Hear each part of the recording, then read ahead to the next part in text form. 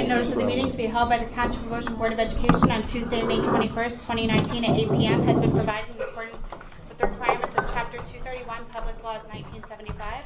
Notice of the meeting was posted on the bulletin board in the lobby of the Administration Building, 163 Monmouth Road, Oakhurst, New Jersey, all Ocean Township District Schools and Transportation, and the School District website on January 9th, 2019. Notice of the meeting was transmitted to the Asbury Park Press and the New Coaster newspapers on January 9th, 2019, and notice of the meeting was filed with the Municipal Clerk, Township of Ocean, on January 9th, 2019. Mr. General, please call the roll. Mr. Dietrich. Here. Ms. Fuller. Here. Ms. Gilman. Here. Mr. Haddon. Here. Dr. Marshall. Here. Mr. McGovern. Here. Mr. Tortorello. Mr. Weinstein. Here. And Mrs. Paralamas. Okay, we have 7 members present. We have a quorum. Okay.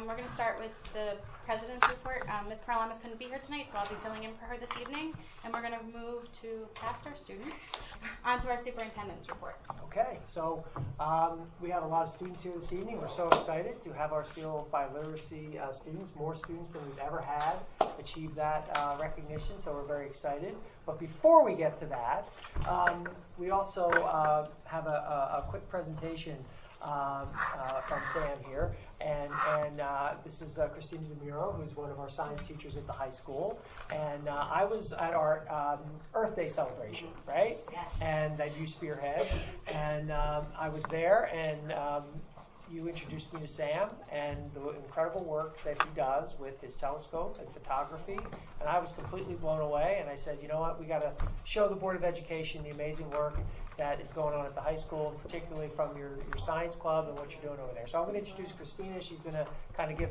Sam a proper introduction if we could. So awesome. I'm not going to use a mic because I'm a teacher, so I'm loud enough, right?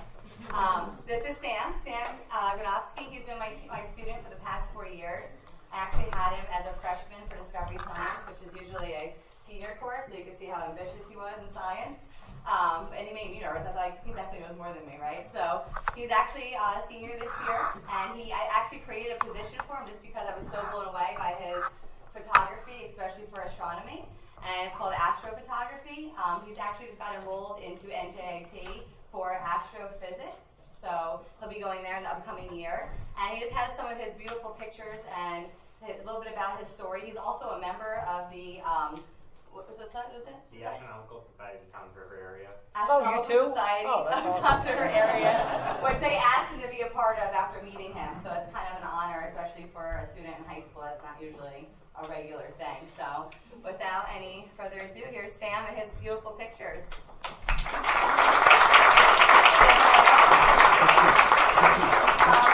I'm going to hit a little bit more of You the can light. use the microphone. Oh, sure. I'm just going to turn them off. Can you guys all see? Is that too dark? Just because you guys can see the effect of the photos, okay? All right, Sam, here. No one's looking at me. Don't worry. You can use the phone. All right, I'm going to be showing you my. There's a mic too, Sam. Speak Yeah, into no. Okay. closer. Sorry. Today I'm going to be showing you my 4-year-long journey through astrophotography.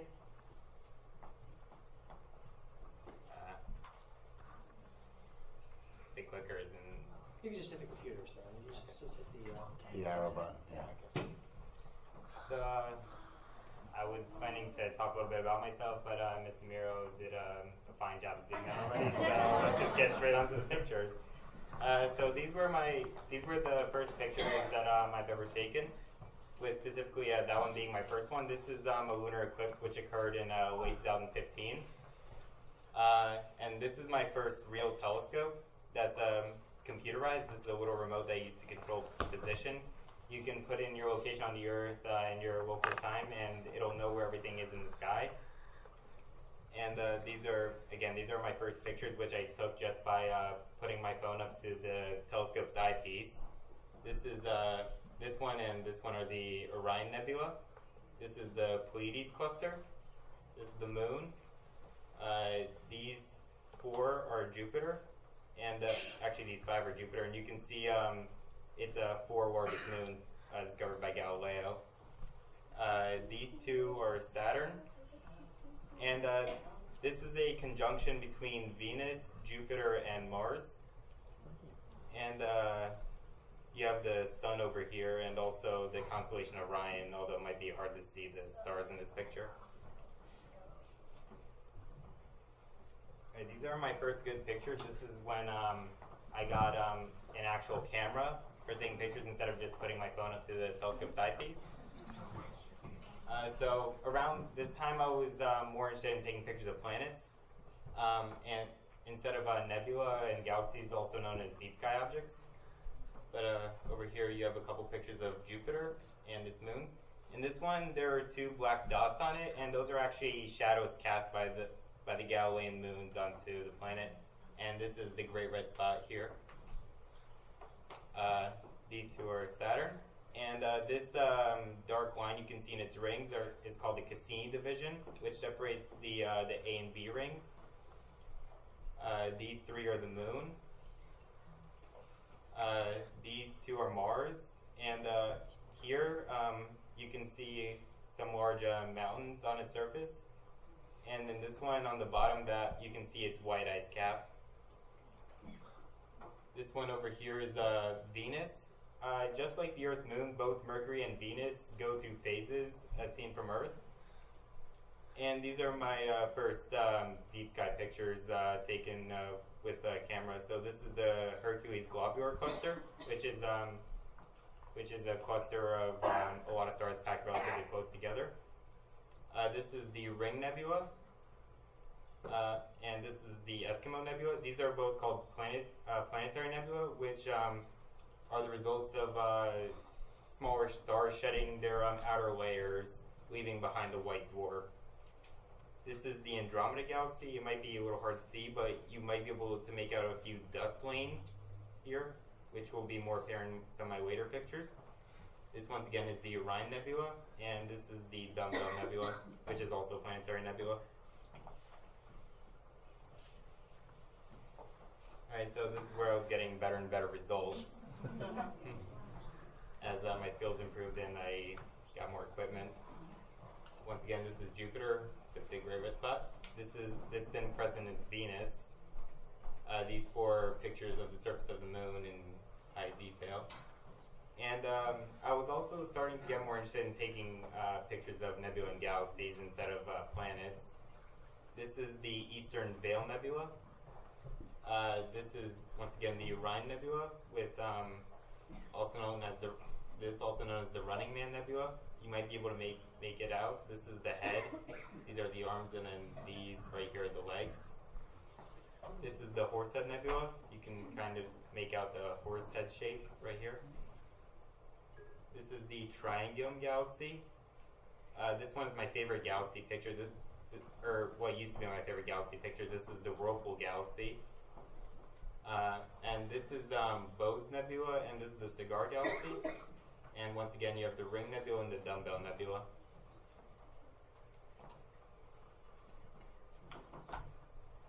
Right, and then the following pictures, these are my best work, and you can see these are the 2 telescopes that I currently use. I use this large orange one for smaller objects, like or objects that are smaller in the sky, like planets and the smaller planetary nebula and the smaller galaxies.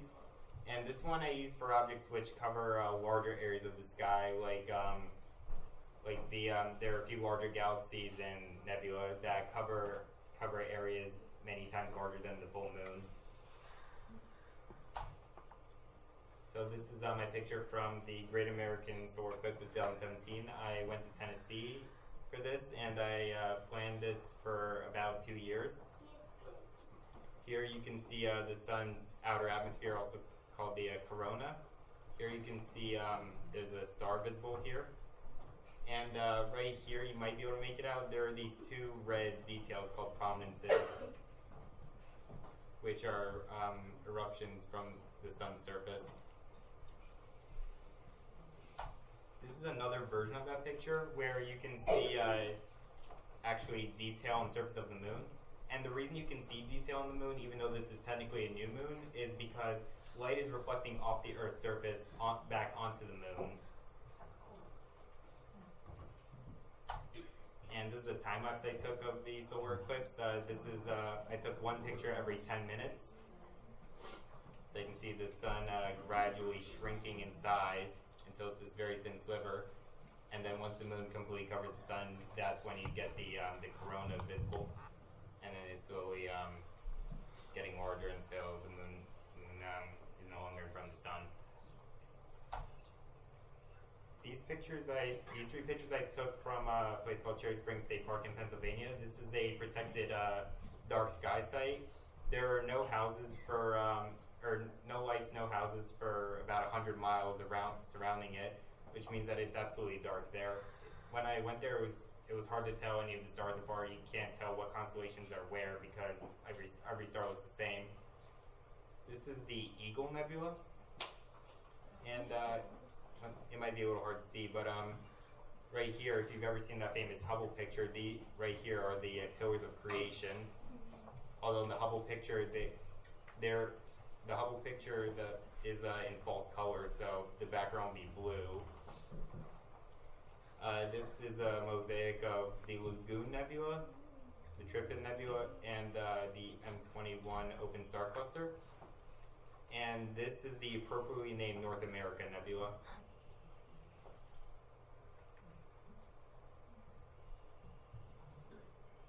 These two are my best planetary pictures. You have Jupiter and its moon Io, and you have Saturn. And again, you can see the great red spots visible.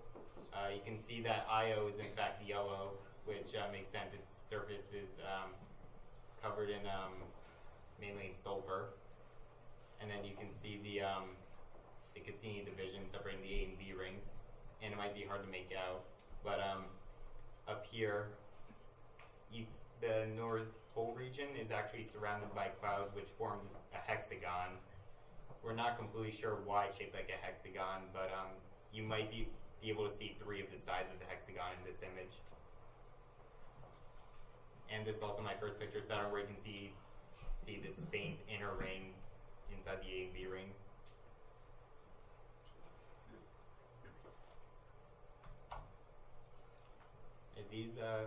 These next 8 pictures I took from Island Beach State Park, and since my first time taking pictures there, I never want to take pictures from my house ever again. Here you have the Western Veil Nebula, also known as the Witch's Broom Nebula. This is the Eastern Veil Nebula. This is the Andromeda Galaxy, and these are the dust lanes I was talking about in the earlier picture. And this is the Heart Nebula, which I actually printed out in metal and gave to my mom as Valentine's Day present.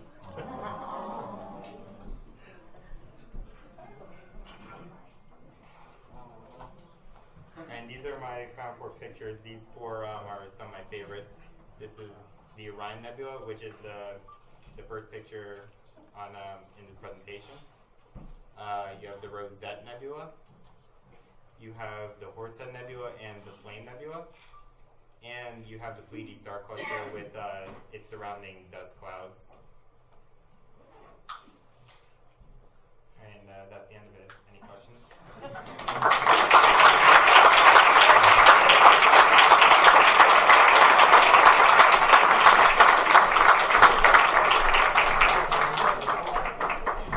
So, when did you first get into looking at the stars?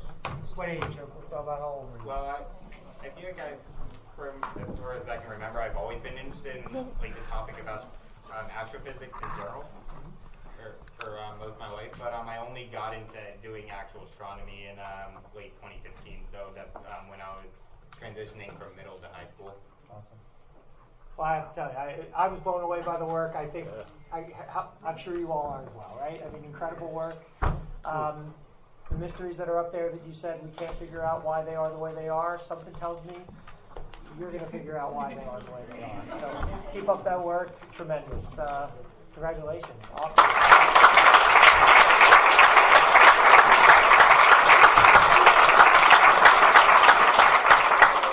I also want to thank Mr. Muro for inspiring him. I mean, what awesome job. So thank you for being here. We really appreciate it. Absolutely amazing. And, I've got something to dream about tonight, right? What's out there, which is awesome. So thank you so much, Sam. Really appreciate it.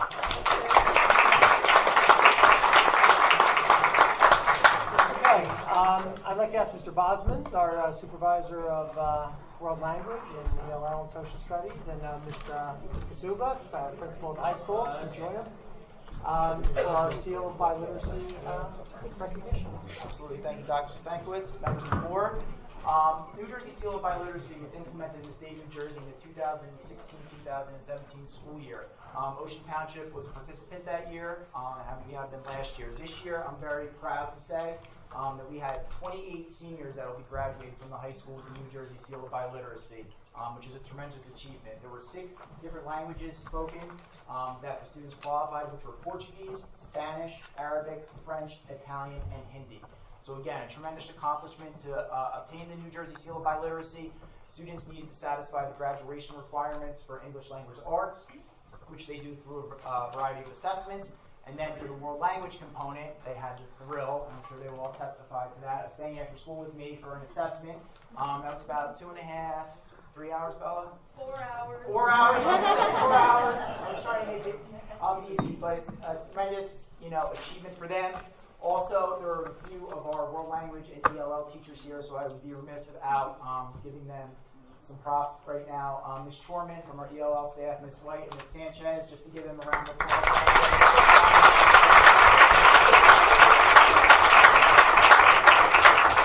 Without further ado, we'll call the students up. So what they do, the Seal of Biliteracy will be placed on their transcripts. Also, when they go out, whether it's college, into the workforce, wherever it may be, they can put that on resumes that they're biliterate, and some students triliterate. We had 3 students go with English and 2 other languages as well. So again, tremendous accomplishment.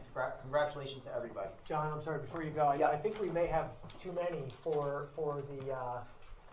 the step and repeat. I want to say TARP, but you know what I'm saying. Yeah, so maybe we can have the kids line up. Yeah, line up in front here. Okay, so once we call you up, you're going to get a medal that you will wear at graduation, a certificate, and there will be another certificate that you get from me in school from the New Jersey Department of Education. So, without further ado, Gabriel Barbosa, who qualified in Portuguese and English.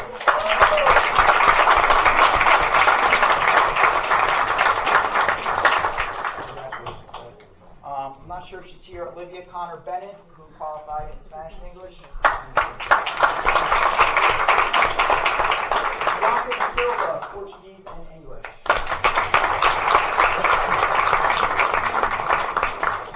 Former student of mine, I'm also very proud of him. Hugo Del Carpio.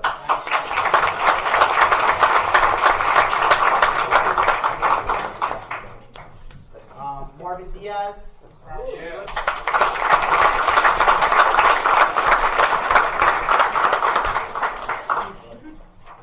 Bella Downs, Spanish and English.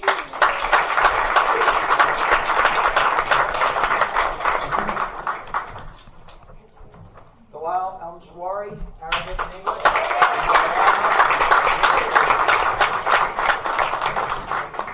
Benny Elsie, another former student of mine, French and English.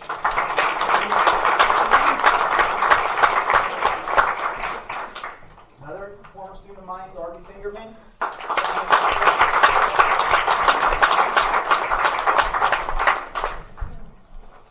Luis Flores, Spanish and English.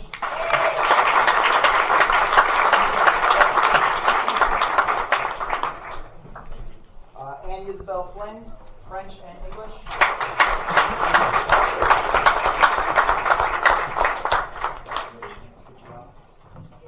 Andrea Guillen Bernal, Spanish and English.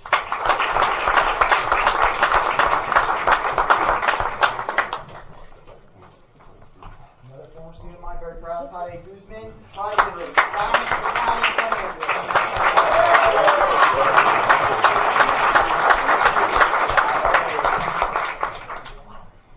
Shibalika Gupta, Hindi and English.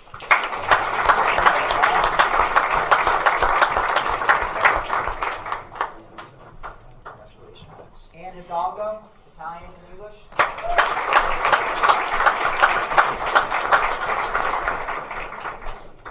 Hallie Krantz, Spanish and English. I'm not sure.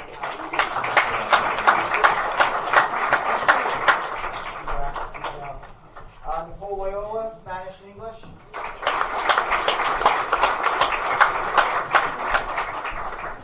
Jeffrey Mendez, Spanish and English. I think we're going to need a bigger boat, Dr. Good job.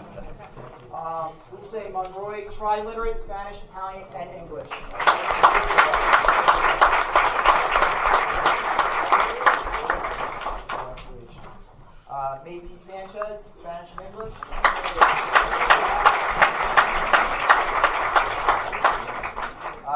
Gianna Perez Martinez, Spanish and English.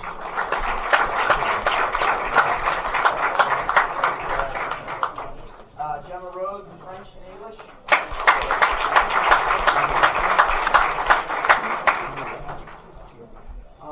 Adnan Saeed and Ahmad Saeed, both Arabic and English. They're unable to be here tonight.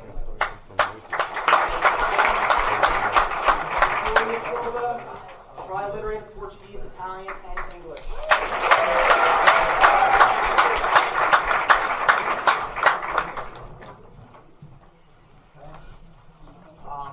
Kimberly Tomeo, Spanish and English.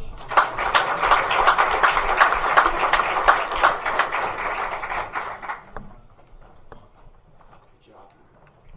Eric Vasquez Gonzalez, Spanish and English.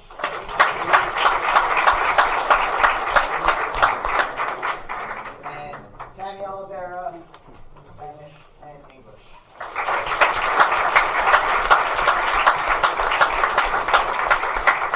I don't know how you want to coordinate this. I don't know either. But all I want to say is, I barely mastered the English language. Actually, I don't think I've even come close. So for you folks to be bi and tri-literate is just incredibly impressive, fantastic, and a wonderful accomplishment.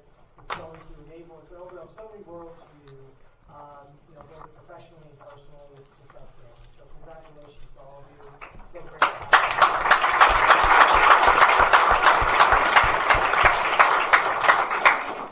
Squeeze and get people All of that is shorter than the front, right? Yeah, Kenny, you and I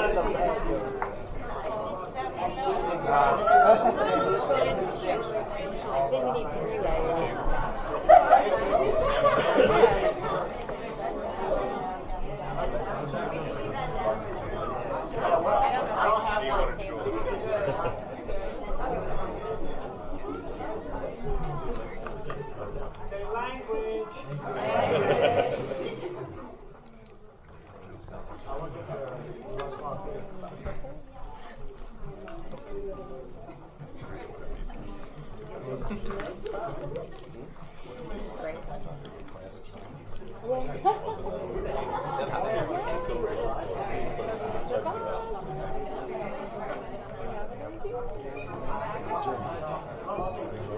Class assignment. Yeah, extra credit. Absolutely. All right, thanks guys, great job.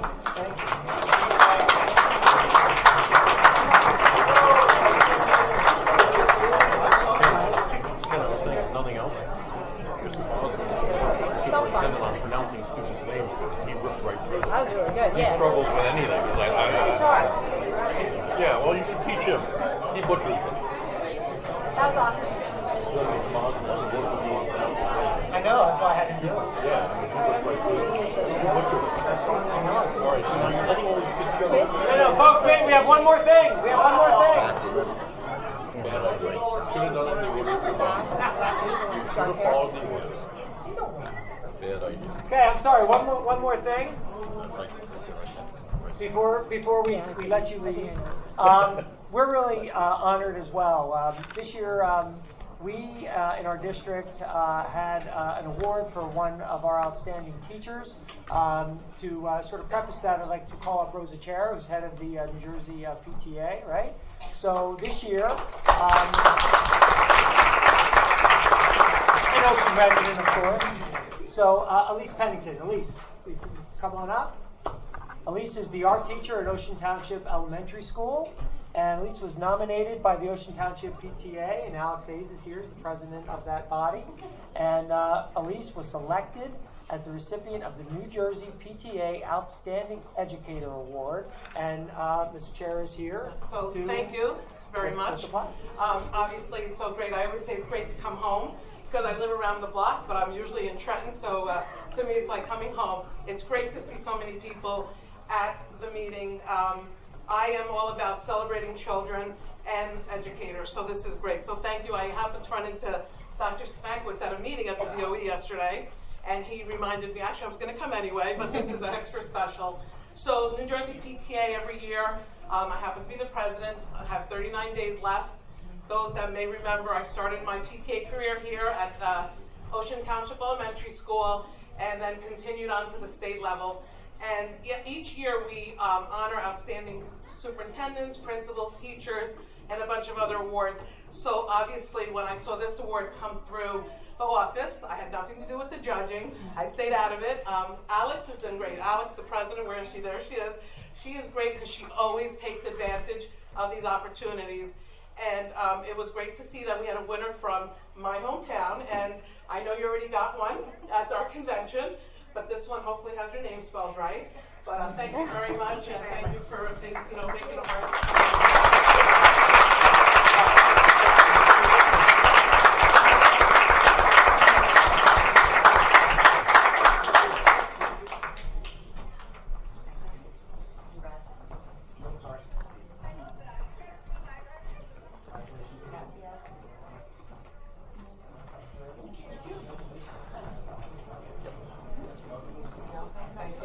And we were going to do this last month for Elise, but it was her art show.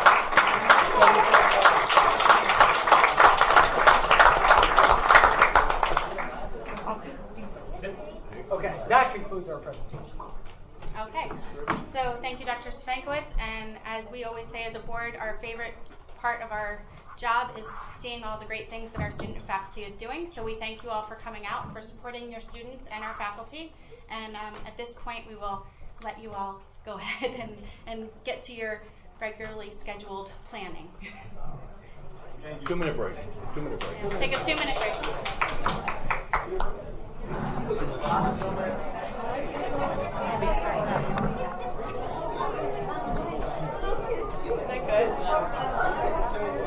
Take a picture. Sorry. Please do. Oh, do you want to grab a picture of this? Oh, they're taking it. Appreciate it. Everybody gets no piece prize. Yeah, right.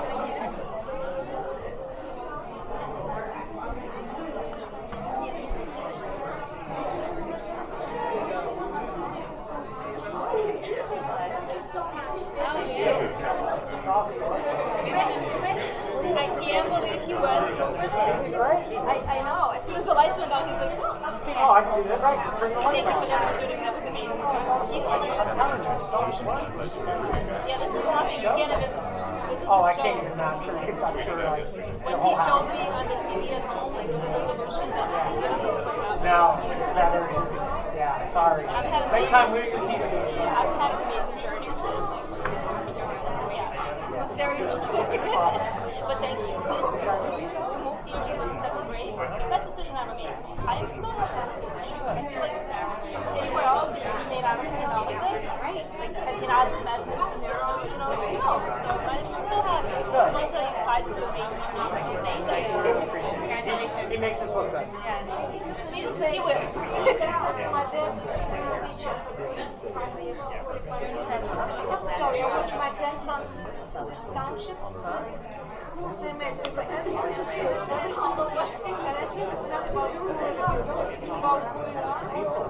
We kept him so lucky, such a because he wasn't such an amazing time. So much for them. Everybody there, and I just want to grab it. So there's a lot of times so lucky. I have to say, so lucky. Now I know why she is.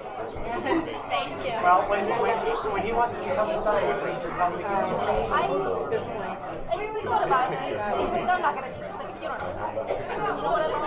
A lot of the teachers are like local teachers, and because they're local teachers, they want to learn better. I think because they grew up here. And I love that. So I told them, I said, think about this. What am I going to do? You don't know that. Oh, that's right.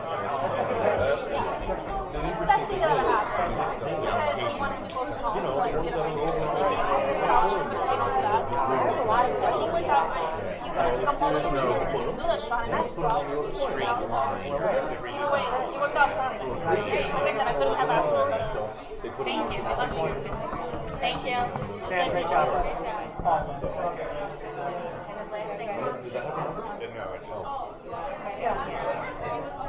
Yeah, go ahead. Okay, the following are a series of motions to be read by the committee chairpersons. All motions have been discussed at a recent public work session. Some motions have been approved at a public work session, and the minutes for the approved items are posted on the district website. At this point in the meeting, we will now conduct the first of 2 public comment sessions. The first session will be for public comment on agenda items only. The second session will be at the end of the meeting and can be on any topic. This evening, we're going to go a little out of order. We're going to do public comments on any item. Or agenda. Or agenda or any item. And would anyone from the public like to comment at this time? I would. I'm Cindy White, and I am here to speak to the board about the Special Education Parent Advisory Group. And I wrote something up so I wouldn't get sidetracked, so I'll go through it.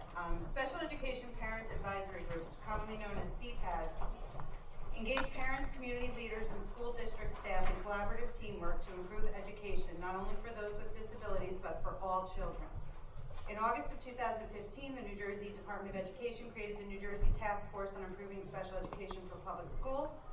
This task force recognizes special education parent advisory groups as a mechanism for facilitating two-way communication and the exchange of information between parents and students and school districts in educational matters that affect students with special needs.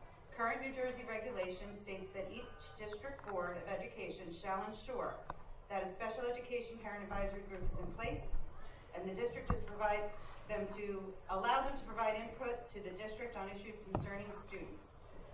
The task force recommendation for the CPAC's role is to provide direct input on all policies, programs, and practices that affect service and supports for students with disabilities. To increase the involvement of families of children with special needs in all school activities, and to advise on issues that affect education, health, and safety.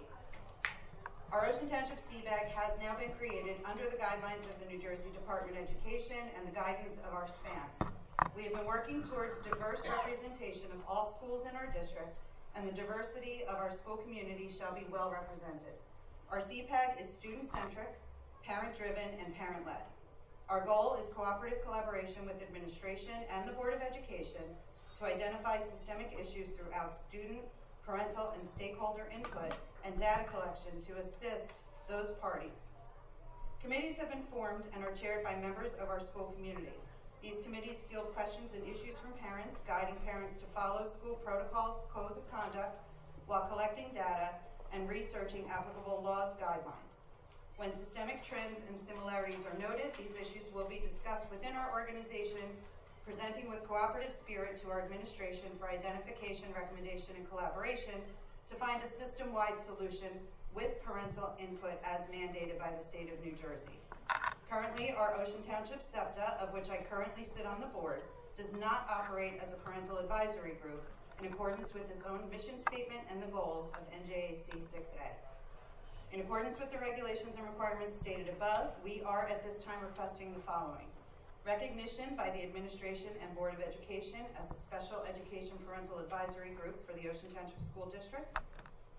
We would like to invite a member of the current Board of Education to act as a liaison to our organization in the spirit of transparency and collaboration. We are requesting CPAB representation at the PTA President's Meeting, in addition to private meetings at least every 2 months with the Assistant Superintendents and the OT CPAB Committee Chairs. Lastly, we will be holding a parent group meeting at least every other month during the school year, and committee meetings monthly and on an as-needed basis. We are hopeful the district will commit to us by circulating meeting notices through eBackpack and providing meeting space to our organization free of charge when appropriate. We, your CPAG, thank you for your continued commitment to excellence in education for all students in our district, and are looking forward to a positive, collaborative, respectful, and successful working relationship. Thank you. That's all. Thank you. I will email, I guess, Denise and Jim, and I already talked to Jen, what we're asking for and requesting, and Sure. copy the letter. Sounds Okay? great. Look forward to working with you. Thank you, me too. And we'll be, I'm sure, once you do that, it'll become an agenda item for the Great. board, and we'll discuss it at that point. Great. I know this is probably the first time for many people hearing what CPAG is, and so it'll be good to talk about, good to bring to our attention. Excellent, thank you. Is there any other public comment on any item? Sure. Please. Yeah, no, go ahead. Yeah, go ahead. Oh, just sorry. say your name and address, please. Jen Foy, 417 Down Road. Thank you. I just have a question about the high school sports fundraising and how it's distributed. as far as their athletic dinners go at the end of the season. I know my daughter was a manager for wrestling, did not have to pay, nor did the wrestlers. Now with softball, she has to pay. And I know softball fundraised, just wondering how the money, what they do with the fundraised money, and how it's distributed, and how it goes. I would defer to Ms. Kasuba, and if not, then I would, Mr. Todd, who's our athletic director and also oversees activities, isn't here this evening. So, probably ultimately it may be best to contact him, but maybe Ms. Kasuba can. Yeah, I can tell you that in general, they use it to offset the costs, and sometimes they raise enough to offset it sufficiently not to have a charge, and sometimes they don't. I can't speak specifically about that team. I'm not sure.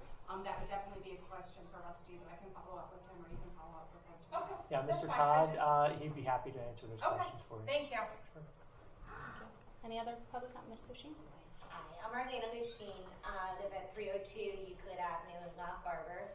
As you know, for years, I've been working with Ocean and Lock Harbor to come to a resolution for what is going to happen to the 3 final kids that are currently in Ocean Township schools. And I thought it might be time for you to hear from the actual students that are being affected. So this is my daughter, Madison. Hi, Madison. Hi. Hi, my name is Madison Luchin. I'm a 7th grader at OTIS, and I live in Lock Harbor. I would like to continue attending Ocean schools. I have achieved many accomplishments while being a student at Ocean Township schools.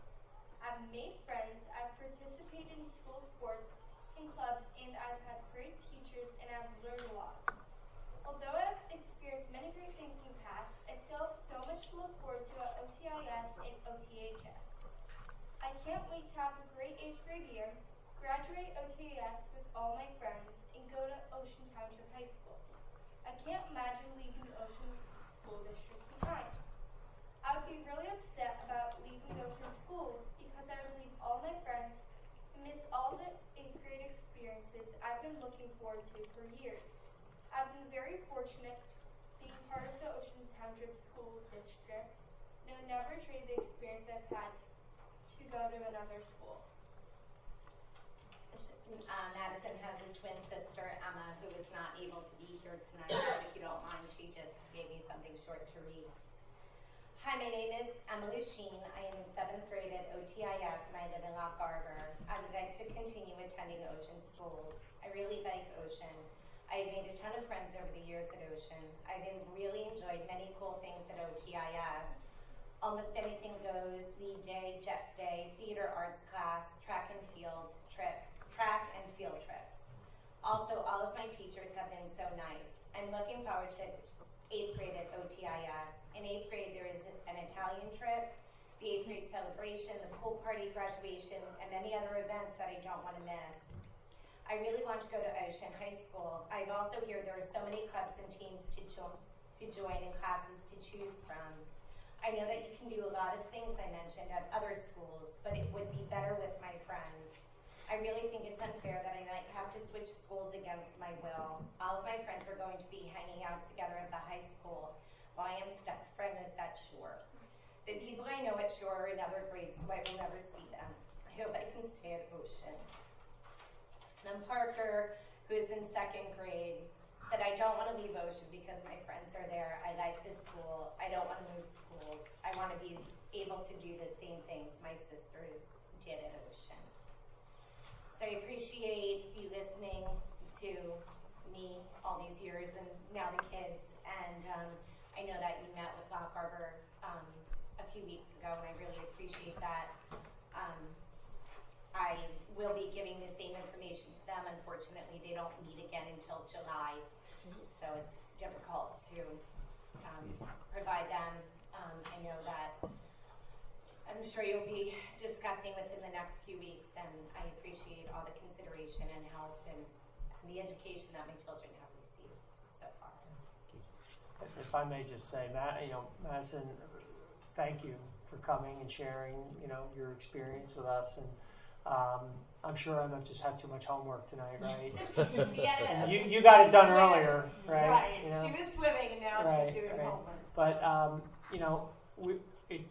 it's a shame that you folks kind of got caught up in the middle of a bureaucratic situation, and that obviously you had very little to do with, and we've worked hard to be committed to you folks and everyone from Lock Harbor. We believe this is where you should be, our commitment is to keep the interests of our students and our children in the forefront as these conversations continue. So thank you so much. Thank you. Good job, Madison. Any other public comment? Hi, everybody. Good evening. First, thank you for your time. My name is Tara Manning, and I'm here as a representative of the Ocean Township CPAG, along with Susan Green. We are part of a bullying committee, and I'm thankful and fortunate that my boys did not experience student-on-student bullying, but a lot of the parents that I've spoken to have, and they just have a few concerns. What are your guidelines for what you would classify as a bullying incident? What measures do you have to take in place to make sure these incidents don't continue to happen over and over? Because a few that I've spoken to have, stated that it just keeps happening.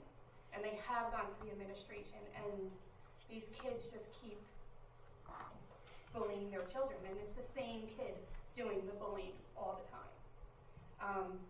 And as a mom, Mama Bear wants to come out, and these moms are just hurt for their kids. Hold on, it's not turning, so I can't read the end of it.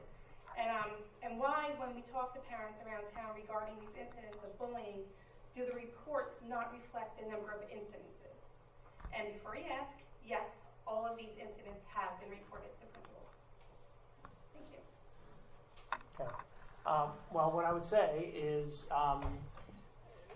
there is we have a policy, and it's in line with law, the anti-harassment, intimidation, and bullying law.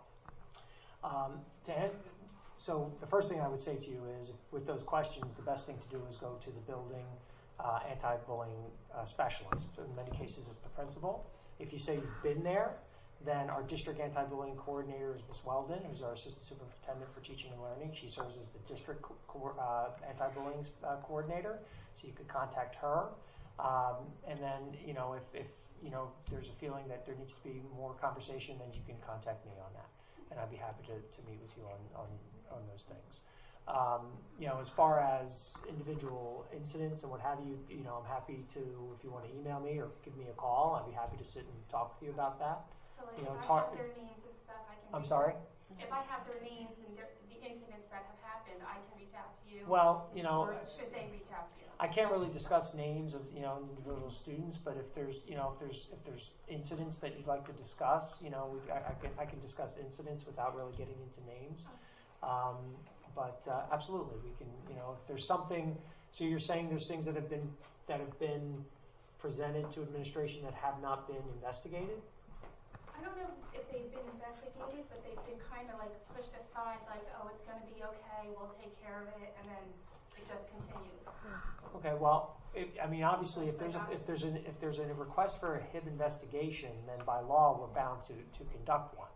So I would hope that what you're saying is not accurate, and more information may help.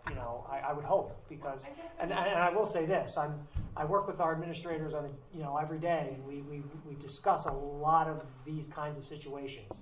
I don't believe in any way that if something comes to them that they're not investigating it. It may not be reaching a conclusion that is acceptable to a parent, which we certainly understand. It may not found to be HIB under the definition by law, but it's still investigated. So, I'd be happy to discuss more. Well, they never said that the principal didn't look into it or investigate it, but I guess they feel that the proper measures weren't How it was resolved or not resolved? Okay. Yeah. Okay. Well, like I said, that's the change. So, but obviously, if you want to give me a call, I'm always happy to have that conversation. Thank you. Okay. Any other public comment? Hi, I'm for voting to bring a board certified behavior analyst into the district, as well as a behaviorist, which I understand is actually being hired from within. So we really love that here in our community. And I kind of believe in just addressing rumors, like, and bringing them forward. I don't like to kind of, speculate. So my question to you guys is, and you may or may not be able to answer it, is we have heard that the BCBA for the coming year will only work with certain types of children.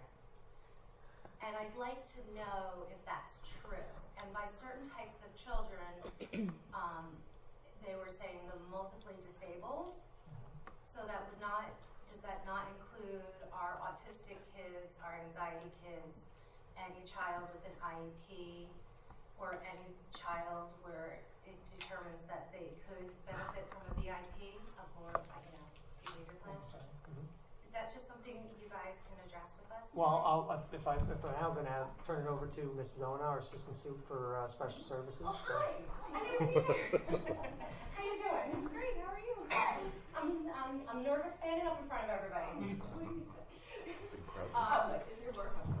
So the BCBA is going to be overseeing the NB program. The students that are in the NB program, they're individual intensive programming. So just the inclusion classes?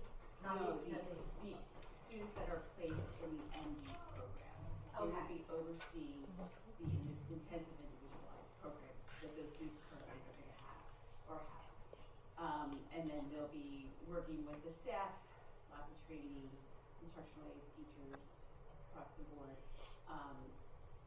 It's a huge job. Just that population alone is 8 classes.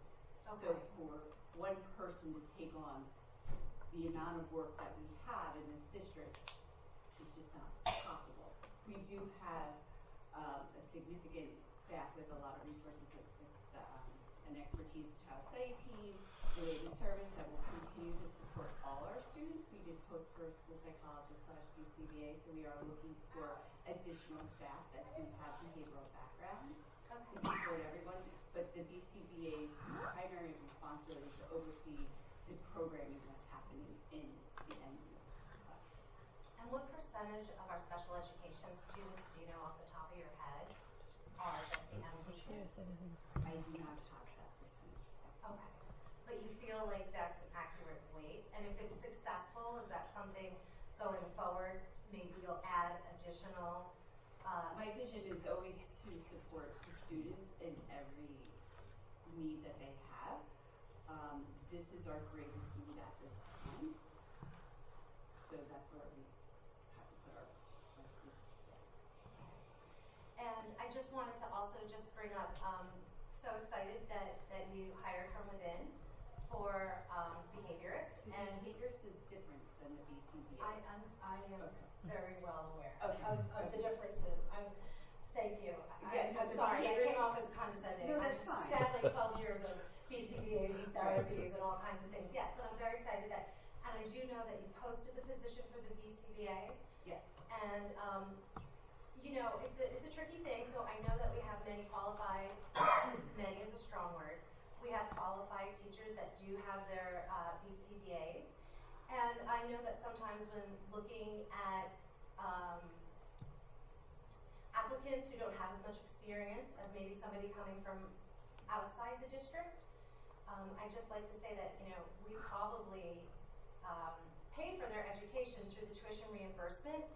So, and there's just sometimes knowing the staff and knowing the board and knowing our students, just, and I know that like everybody knows how to interview, you've been doing this forever, but I just kind of want to say it out loud. Don't discount, some of our internal teachers, because they don't have maybe as much experience, because, being part of our culture and knowing our students and seeing them grow, that brings a lot to the table too.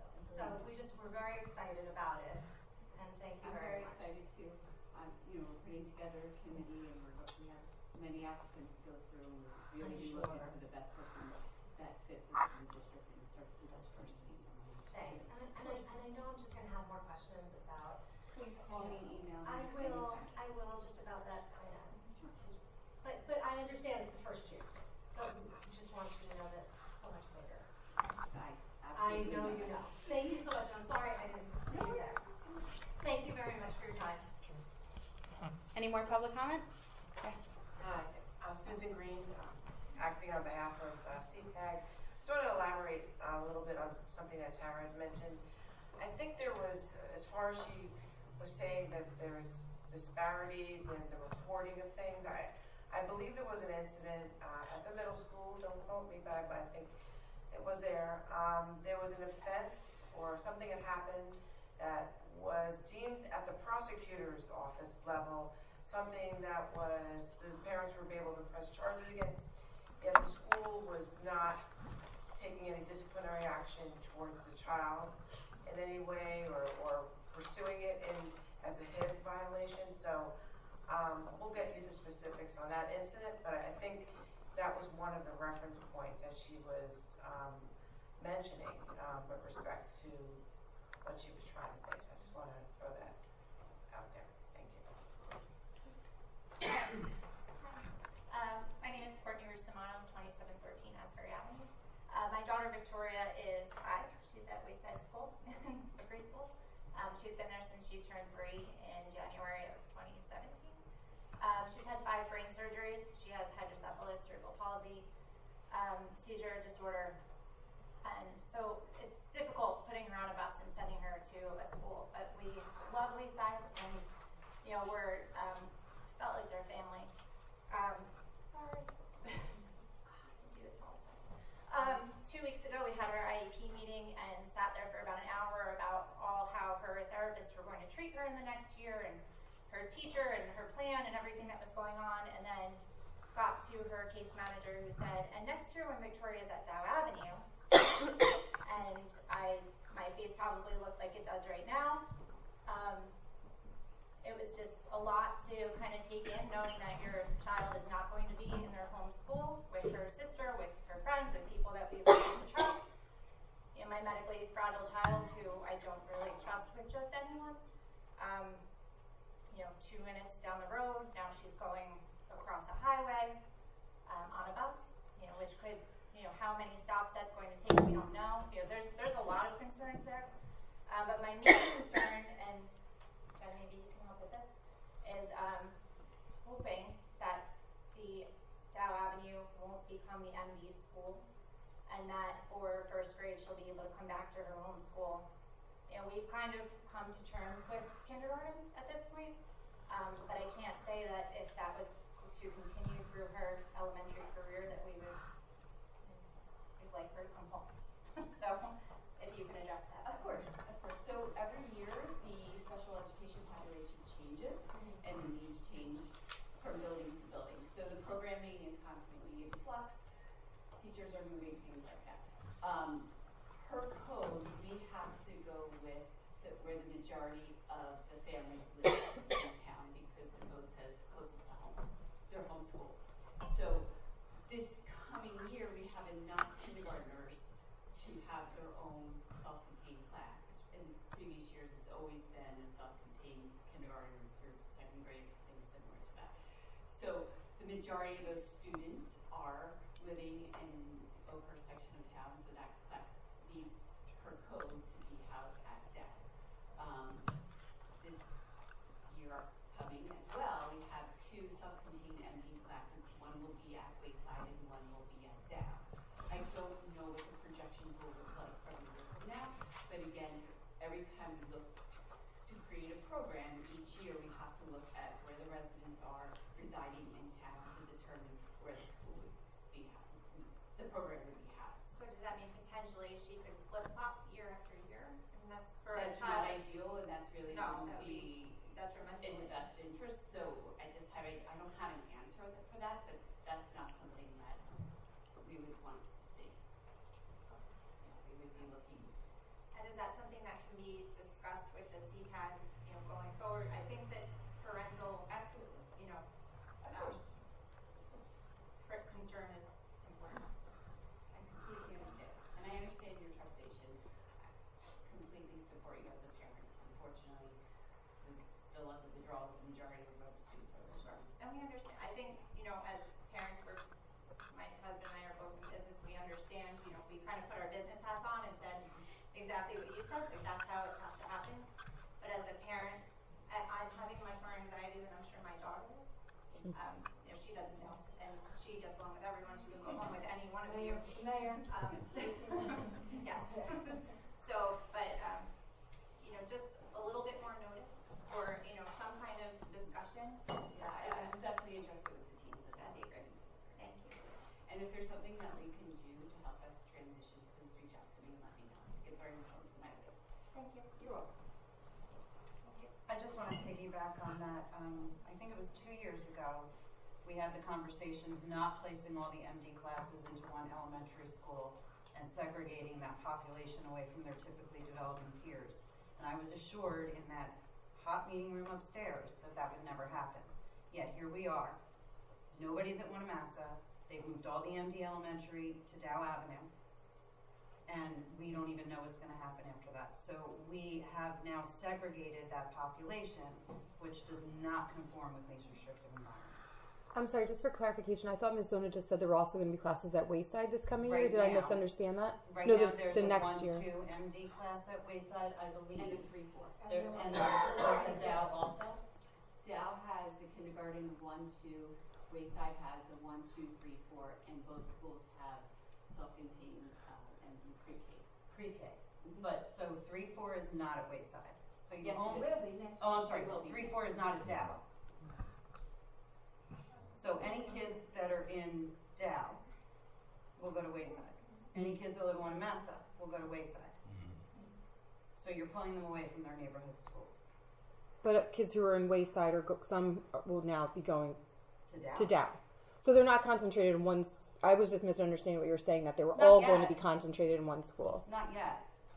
But we're moving. I'm constantly. It seems like they're actually it's moving all over the place, which is what I thought Mrs. Rustamano's concern was. Ms. Zona even said that that's really inappropriate, especially for this student base, to have that kind of uncertainty, not only for the parents, as you clearly saw, but for the students. They need to be familiar in their environment. So bopping them all over the district doesn't do anybody any favors. Sure, I just wanted clarification as to whether or not they were all being concentrated in one school. It seems Not like yet. at least going next year, up to this point and going forward, at least through the 2019-20 school year, they will be at multiple locations.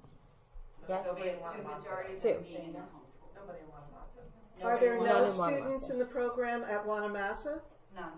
There are none this year. No, And there for are. next year? There's a fourth grader who lives in Wanamassa that goes to Wayside. And he goes, and we he or have she one- goes to Wayside. A couple of kids a day. So I would agree that the home district would seem like the most appropriate place to keep these children. Our children should be going to school with their Hold on one neighborhood second. kids. Yeah, if I'm not mistaken, a lot has to do with the numbers, and you know, I hate to make it about that because I think we would all agree that a student being able to go to the school closest to their home. But you know, some of the realities that we face from a financial standpoint, if we want the BCBAs, if we want the behaviorists, if we it's all about choices. So if we want something on this side, we may have to give a little bit on this side. So if we have a school that has 1 or 2 kids in it, and we have to use a teacher to teach those 1 or 2 kids, and we have 3 or 4 over here, it makes more overall global sense to combine those classes and then put us in a situation where it frees up a position where we can get that BCA, or BCBA, where we can get the behaviors and try to look at the global picture. Yes, and Courtney said that, and they did think about it and look at it that way. But I have to say again, and I have to request that this board and every board thereafter, that we are not moving towards that kind of district where we're placing kids with disabilities in their own school. Because there are districts that are doing it more and more and more. And I don't want us to be one of them. We can offer so much more by allowing our children to be educated alongside their typically developing peers and developing social and academic relationships. That's all. And to elaborate on that, the one from Wanamassa that is in Wayside, she absolutely loves it there. She loves the teacher. She loves the principal. But she would have liked for her child to be with their friends. Because now, they're neighborhood kids, and that child goes to a different school and they're like, oh, why are you going there? Why aren't you with us? You know, when they're younger, they don't realize it, but now in 4th grade, they're like, oh, you left, you got pulled out, what's wrong with you? You know, so. Okay. Sorry. Any more public comment? That doesn't make any sense. No? Okay. All right, we're going to move on to our action items at this time. Ms. Fuller, can you please? Thank you, Ms. McGovern. First, we'll start with the approval of minutes. Item 5.1. Move to approve the meeting minutes in accordance with the Board of Education bylaws number 0168, recording of board meetings for the minutes of work meeting dated May 7th, 2019. And item 5.2, move for the approval of the following paid items as detailed below for a total of $6,542,092. Can I have a second on both of those motions? Second. Thank you, Mr. Janaro. Okay, so 5.1 and 5.2. Mr. Dietrich? Yes. Mrs. Fuller? Yes. Mrs. Gilman? Yes. Mr. Hatton? Yes. Dr. Marshall? Yes. Ms. McGovern? Yes. Mr. Weinstein? Yes. Mr. Weinstein. Okay, both motions carried. Thank you.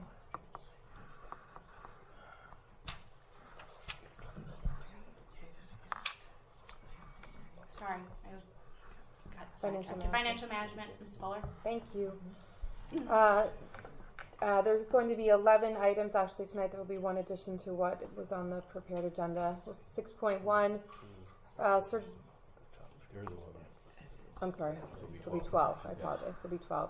6.1. The following resolution certifies that budget balances at the end of April were adequate to pay all remaining obligations of the 2018-2019 school year, and that account groupings required by the state have adequate balances. The board is also certifying that the independent reports of the treasurer and business office are in agreement. What's wrong? 15, 14. So we're gonna have 15. We'll have 15. Hopefully all of mine will load by then. Or I'll go to paper like we used to. 6.2, transfers. The following motion is to transfer money from one account in the budget to another and provide adequate balances referred to in the first motion. Move to approve for the approval of the attached resolution dated April 30th, 2019, covering appropriations transfers in the 2018-2019 general fund. 10. Said transfer shall result in no change in the total appropriations. All right, they're all here. 6.3, approval of petty cash for 2019-2020. Move to approve the approval of the following petty cash accounts as detailed below.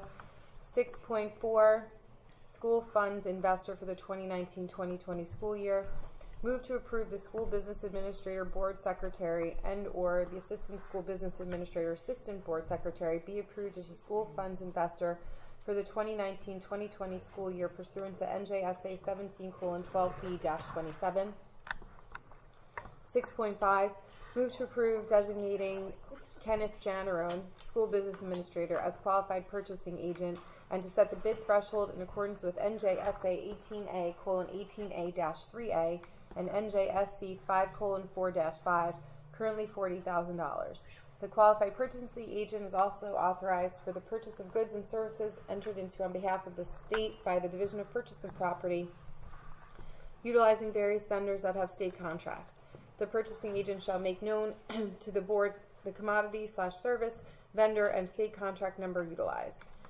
6.6, move to approve designating Kenneth Janarone, school business administrator, as public agency compliance officer to oversee all matters concerning implementation and administration of the legal requirements of the State of New Jersey Department of Treasury, Division of Purchase and Property, Contracts Compliant Audit Unit, and EEO monitoring program.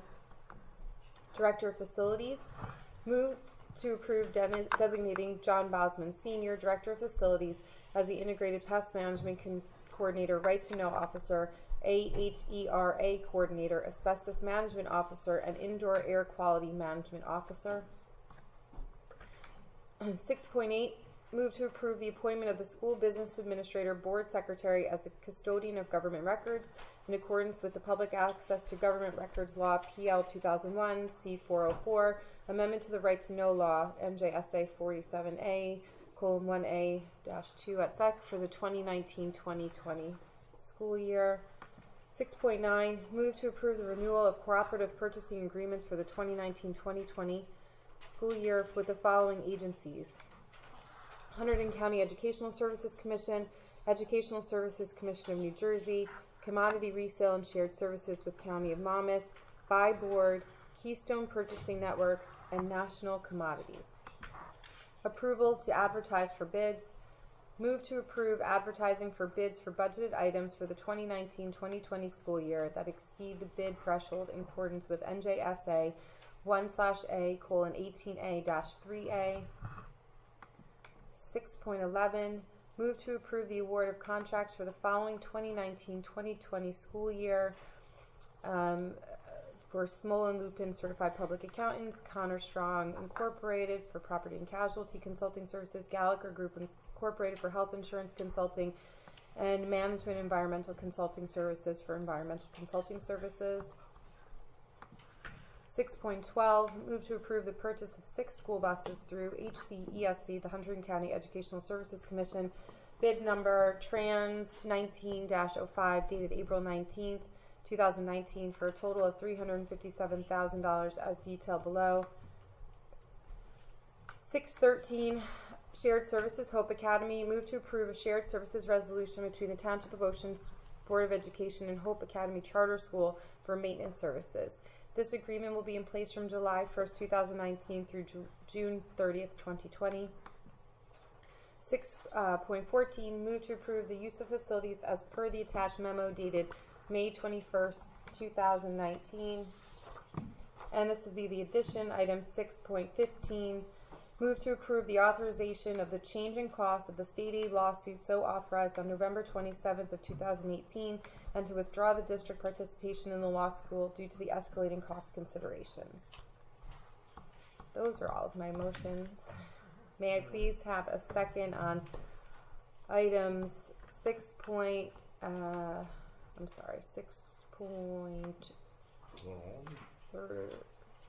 6.15, right? Or do we need to do 6.1 as well? The acceptance of the... Yes, okay. 6.1. Yeah. So 6.1 through 6.15. Can I have a second? Thank you. Mr. Janarone? Mr. Dietrich. Yeah. Okay, Mr. Dietrich. Yes. Mrs. Fuller. Yes. Mrs. Gilman. Yes. Mr. Haddon. Yes. There you go, Jen. Dr. Marshall. Yes. Mrs. McGovern. Yes.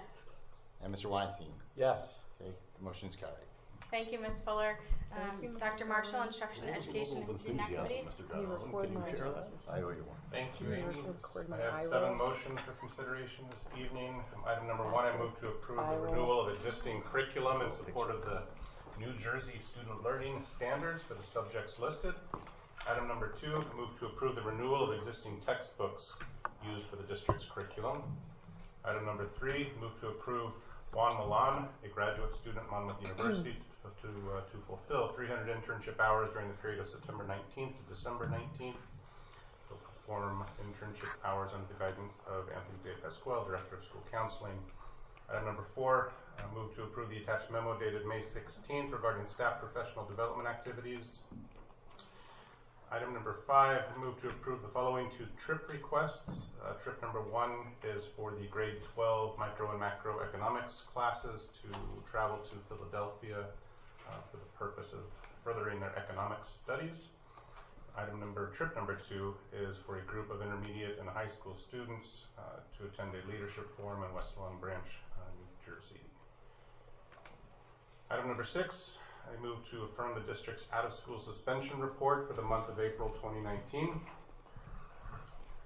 Item number 7, I move to approve the acceptance of our district's application for the New Jersey Tiered System of Supports Early Reading Grant. A letter from the New Jersey Department of Education indicating their district was approved for the grant is attached. Item number 8, move to affirm the following harassment, intimidation, and bullying incident summary reports for the 2018-19 school year. The reports were previously provided to the board by the Superintendent of Schools. This is the HID report number 16, presented May 7th, and HIB report number 17 presented May 21st. Item number 9, I move to authorize our district's affirmative action officer, Christine Fogler, to prepare a 3-year comprehensive equity plan needs assessment for school years 2019-20 through 2021-22. Can I have a second, please, on items 1 through 9? Second. Okay. Mr. Dietrich? Yes. I'm sorry, this was 1 through 9? Yep. Yes. Ms. Fuller? Yes. Mrs. Gilman? Yes. Mr. Haddon? Yes. Dr. Marshall? Yes to all items except for number 3, from which I recused myself regarding Monmouth University. Ms. McGovern? Yes. And Mr. Weinstein? Yes, except for 7.3, I recuse myself from Monmouth University. Okay, the motion is carried. Okay, Item thank you, number Dr. 3. Marshall. Negotiations, Mr. Haddon. Thank you, Ms. McGovern. I have no report tonight. Thank you, Mr. Haddon. Personnel, Ms. Gilman. Yes, thank you, Ms. McGovern. I have 25 items for personnel for approval. 9.1, move to approve Kendall Walker as proctor for the high school advanced placement exams from May 6th through May 17th at the substitute rate of $85 per day. 9.2, move to approve revisions to the following job descriptions as listed. 9.3, move to approve the following new job descriptions for behaviorist and board certified behavior analyst. 9.4, move to approve an extension of unpaid family leave of absence for Michelle McFarland, 12-month secretary, high school, beginning Wednesday, May 1st through May 31st. 9.5, move to approve an extension of unpaid family leave of absence for Allison Koch, elementary teacher, Wayside Elementary, for the period of May 13th through June 21st. 9.6, move to approve revision of an unpaid family leave of absence for Gail Quinn, bus driver, Transportation Department. 9.7, move to approve revision to an unpaid family leave of absence for Jennifer Rapuano, elementary teacher, Wayside Elementary School. 9.8, move to approve a reduced unpaid leave of absence with the continuation of benefits for Melissa Grandinetti, school psychologist, Township of Ocean Intermediate School, beginning May 24th through June 21st. 9.9, move to approve unpaid family leave of absence for Oniris Baptista, custodian 1, Wanamassa Elementary School, from May 28th through June 5th, 2 weeks for that leave. 9.10, move to approve family leave of absence for Molly Spinarkle, occupational therapist, Wayside Elementary School, for the period of June 7th through June 20th, 2 weeks.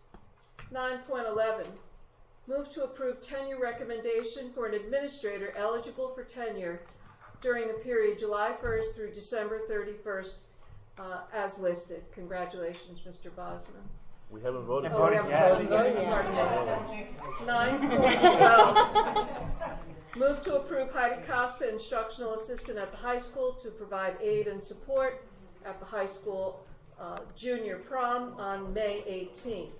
9.13, move to approve curriculum writing to be completed by teachers during 2019 summer months as attached. Teachers will be paid at $35 per hour. 9.14, move to approve the following student custodial assistants for 2019 summer months. Work to begin on Monday, June 24th. They will be paid at a rate of $10 per hour, as listed below. 9.15, move to approve hiring district school nurses for the 2019 summer months in accordance with the attached memo. 9.16, move to approve staffing for the 2019 Special Ed Extended School Year program. As indicated by the attached memo, the program will run July 8th, 2019 through August 15th at the Wanamassa Elementary School. 9.17, move to approve fall coaching assignments for 2019-2020 school year in accordance with the attached memo. 9.18, move to approve non-athletic advisors for 2019-2020 school year in accordance with the attached memo. 9.19, move to approve central office administrator contracts for the 2019-2020 school year. Contracts have been approved by the interim executive county superintendent of schools. Copies of the contracts are attached. Kenneth Janarone, school business administrator, board secretary. Kelly Weldon, assistant superintendent, teaching and learning. Jennifer Zona, assistant superintendent, special services. 9.20, move to approve the revised contracts to be issued to the following staff members effective September 1st. Reasons for the revisions are noted as listed: Megan Hayes and Jessica Vigil McIntosh.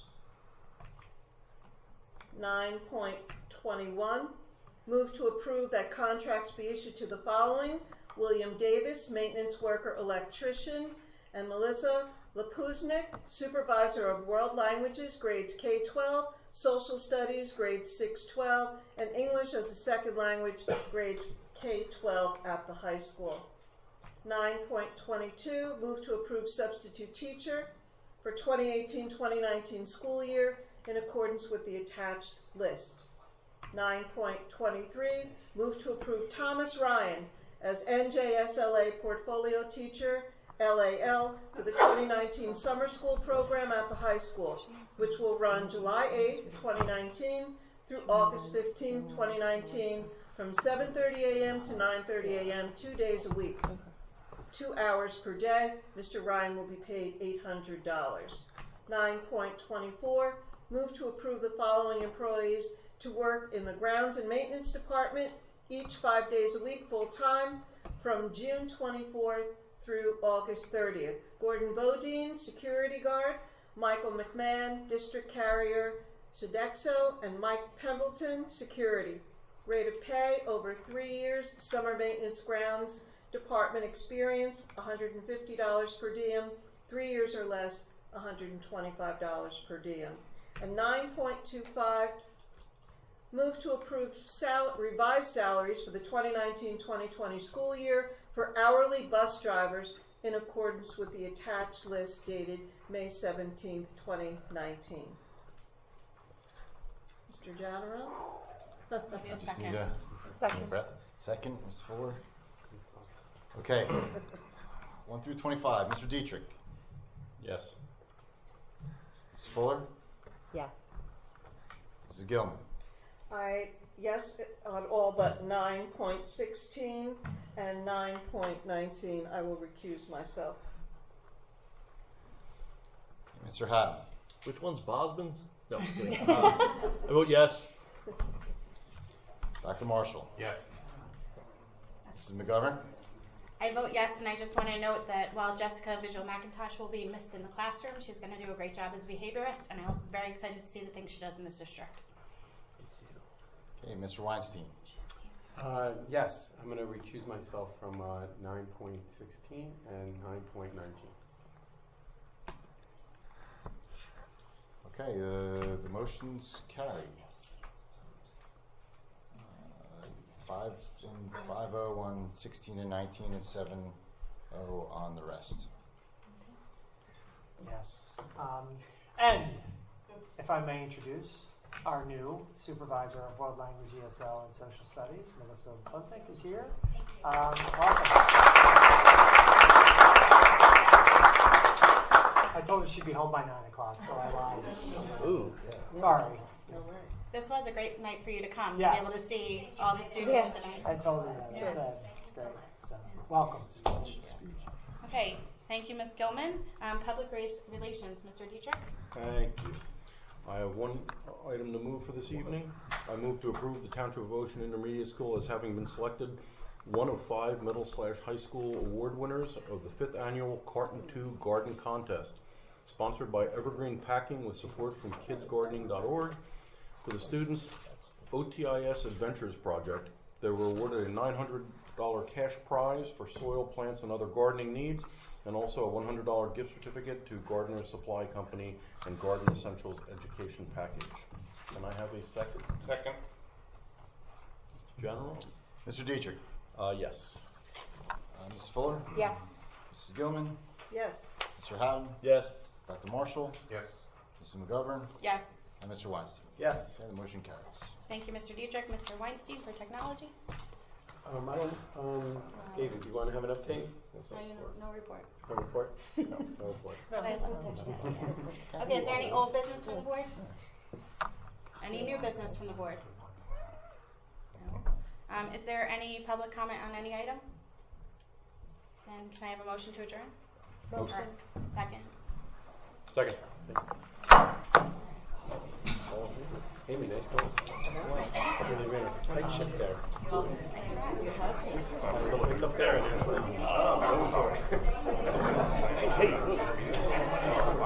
a lot of soil. It's a lot of soil. Plants.